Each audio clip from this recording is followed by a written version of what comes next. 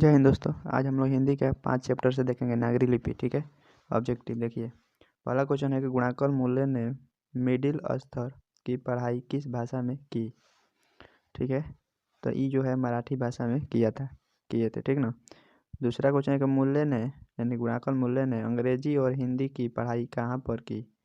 तो अंग्रेजी और हिंदी की पढ़ाई जो उन्होंने किया था वर्धा में किया था। ठीक है। तीसरा है कि नेपाली भाषा किस लिपि में लिखी जाती है। नेपाली भाषा किस लिपि में लिखी जाती है, तो देवनागरी लिपि में लिखी जाती है, देवनागरी लिपि में। अगला बताना है इस चिन्ह को देखते हुए कि किस चीज़ का अक्षर है। ठीक है, का संबंध वर्तमान में किस भाषा में से होता है, तो ये जो होता है भी मराठी भाषा से होता है, मराठी भाषा से। ठीक है। अगला क्वेश्चन है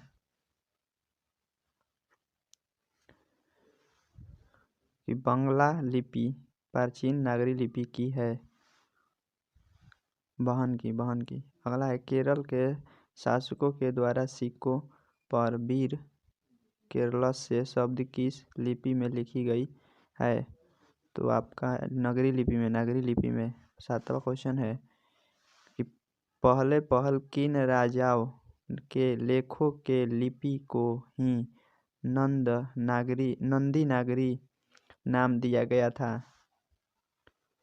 विजयनगर के राजाओं का टकसाल का संबंध है तो सिक्कों से। अगला है कि श्रवण बेलगोला स्थान का संबंध है जैन धर्म से। 10 नंबर क्वेश्चन है कि किस शासक ने अपने सिक्कों पर राम सीता की आकृति और नागरी लिपि में रामसीय शब्द अंकित करवाए थे। अकबर का। अगला है कि नागरी लिपि शीर्षक निबंध के निबंधकार हैं, यानी कि नागरी लिपि शीर्षक निबंध के निबंधकार कौन है। ठीक है, तो 11 का गुणाकर मूल्य लेखक पूछ रहा है, गुणाकर मूल्य। अगला है नागरी लिपि शीर्षक पाठ किस पुस्तक से लिया गया है। नागरी लिपि शीर्षक पाठ किस पुस्तक से लिया गया है, भारतीय लिपियों की कहानी से। मराठी शब्द यानी मराठी भाषा की लिपि कौन सी है, देवनागरी। सीधम क्या है, तो सीधम एक मंत्र है।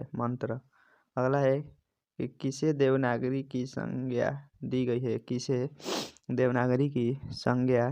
है, काशी। मालवा में नागर लिपि का इस्तेमाल होता है, ऐसा किसने कहा। अल्बेरूनी। ये नंबर ऑप्शन सही है, 16 का। और 17 क्वेश्चन है कि अमोघ वर्ष कौन था। तो अमोघ वर्ष प्रख्यात राष्ट्रकूट राजा था। अगला है कि मिहिर भोज की ग्वालियर प्रासरिस्त किस भाषा में है, तो संस्कृत भाषा में है। अगला क्वेश्चन है कि बेतमा कहाँ है, तो बेतमा आपका इंदौर के पास। अगला है कि ईसा की 14वीं और 15वीं सदी के विजयनगर के शासकों ने अपने लेखों की लिपि को कहा, तो नंदी नागरी। हिंदी लिखी जाती है देवनागरी लिपि में। हिंदी लिखी जाती है किस लिपि में, देवनागरी लिपि में। अगला है कि विजयनगर के राजाओं के लेखों की लिपि को क्या नाम दिया गया, या उसी को दूसरा क्वेश्चन पूछ जाएगा कि विजयनगर के शासकों के लेखक किस लिपि में है, नंदी नागरी लिपि में। अगला है कि नागरी लिपि कब एक सार्वदेशिक लिपि थी, तो 8वीं 11वीं सदी में। पहले दक्षिण भारत की नागरी लिपि क्या कहलाती थी, सिद्धम।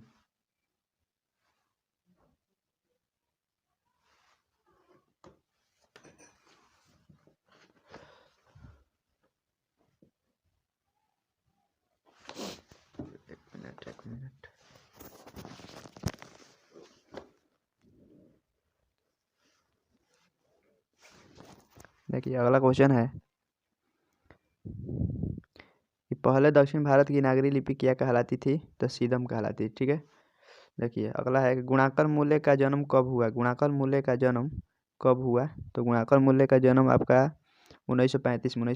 गुणाकर मूल्य का जन्म कहाँ हुआ था? गुणाकर मूल्य का जन्म कहाँ हुआ था? तो आपको महाराष्ट्र में हुआ था, महाराष्ट्र में। ठीक है, अगला है कि पार परमार शासक भोज कहाँ के रहने वाले थे?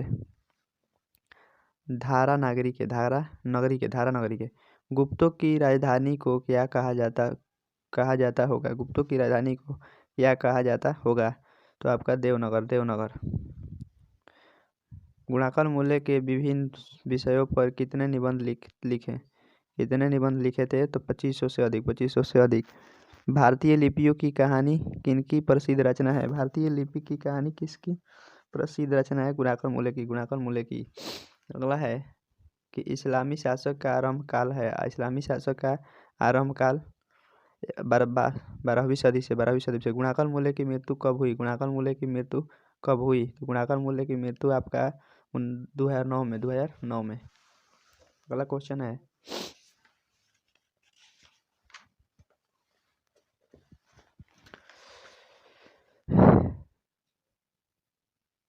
कि नागरी लिपि के आरंभिक लेख हमें कहाँ से मिलते हैं? दक्षिण भारत से। बेतमा दान पत्र किस समय का है? तो 2020 का 1020 ईस्वी का। उत्तर भारत से नागरी लिपि के लेख कब से मिलने लगते हैं? तो आपको बता दें 8वीं सदी से। निबंध के लेखक कौन है? तो गुणाकर मूल्य। अब दिया है कि तमिल, मलयालम, तेलुगु, कन्नड़ भाषाएं हैं कहाँ का? तो आपको दक्षिण भारत का। अगला है कि रामायण की रचना किस भाषा में है? तो रामायण की रचना आपका ए नंबर संस्कृत भाषा में। फिर अगला है कि नागरी लिपि शीर्षक पाठ साहित्य कौन सी विधा है?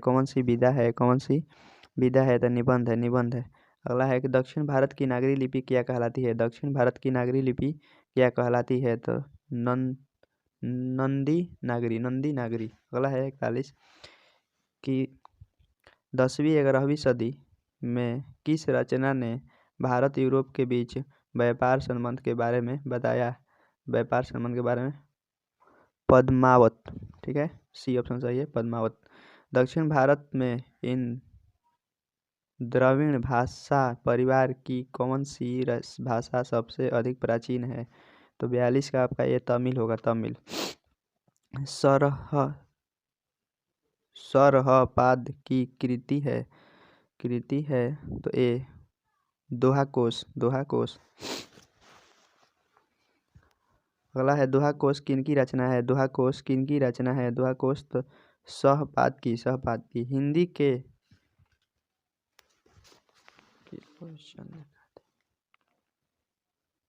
अगला है हिंदी के आदि कवि है। तो हिंदी के आदि कवि आपका डी है सहपाद।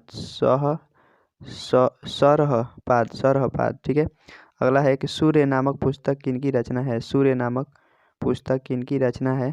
तो आपको हम बताएं मैक्स मुलर की। अगला एक क्वेश्चन और है यहाँ पर कि नेवारी भाषाएं किस लिपि में लिखी जाती है? देवनागरी में। ठीक है, अब तब तक के लिए जय हिंद। अगला बहादुर यानी कि 6 चैप्टर हम अगला नेक्स्ट वीडियो में आपको ऑब्जेक्टिव देंगे। ठीक है।